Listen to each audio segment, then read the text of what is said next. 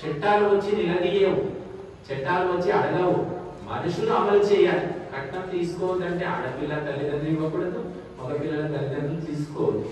అంతేగాని తీసుకుంటుంటే చట్టం వస్తుందా? వాళ్ళు ఫిర్యాదు చేయకుంటే ఏ చట్టం ఏం చేయలేదు.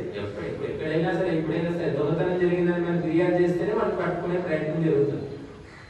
మా తమ్ముడే గారు దొంగతనం చేసింది చెప్పుకుంటే ఇది పడిపోతుంది అనుకుంటే అంతే.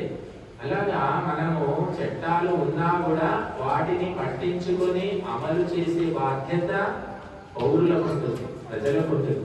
వాళ్ళు చేయనప్పుడు ఏం చేస్తాయి చట్టాలు? మహిళల రక్షణ గురించి బోలెడు చట్టాలు, ఎన్ని చట్టాలు లేవు అసలు. ఎన్ని ఉన్నా ఏం జరుగుతుందంటే మరి ప్రతి క్షణం ప్రతి సంవత్సరము అత్యాచారాలు పెరుగుతూ ఉన్నాయి. కారణం ఏంటంటే సంస్కారం అనేది లోపించింది. స్త్రీలలో కూడా లోపిస్తుంది, పురుషుల్లో కూడా లోపిస్తుంది.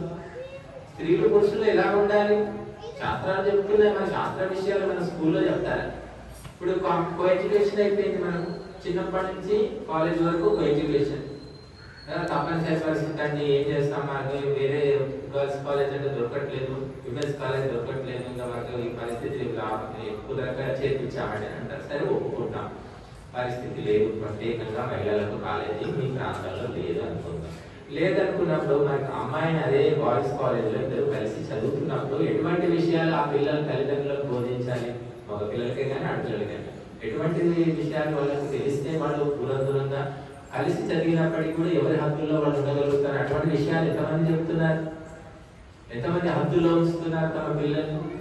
కాబట్టి ఇవన్నీ కూడా తెలిసి మహాభారతంలో కౌరవ సభలో అందరూ తెలిసిన వాళ్ళే ఉన్నారమ్మా. ధృతరాష్ట్రుడు, గాంధారి, ద్రోణాచార్యుడు, అశ్వత్థామ, తర్వాత విదురుడు, భీష్ముడు, కృపాచార్యుడు, ఎంతమంది ఉన్నారు? అంతా పెద్దవాళ్ళే. తెలియని వాళ్ళు ఎవరు లేదు, కానీ అందరూ నోరు మూసుకున్నారు. ఇప్పుడు మన సమాజం కూడా అలాగే. ఒక్క వికర్ణుడు అనే వ్యక్తి మామూలు వ్యక్తి కదా, ఆయన గొప్ప పండితుడు కాదు, గొప్ప పెద్ద వ్యక్తి కూడా కాదు. అందరూ మాట్లాడకపోయినా ఆయన ఒక్కడు ఆ కౌరవ సభలో మాట్లాడాడు. ఏంటిది వదినమ్మని ఇలాగా సభలో ఇలా ఇచ్చుకొచ్చారేమిటి, ఇలాంటి పనులు చేస్తున్నాయి, తప్పు కదా మన వంశానికి, చాలా ద్రోహం, ఈ ధర్మద్రోహం, అధర్మం అంటే గట్టిగా మాట్లాడాడే. మరి విదురుడు చెప్పారు, అందరూ కూడా విదురుడు చెప్పలేదని కాదు, కానీ అలా చెప్పారనమాట.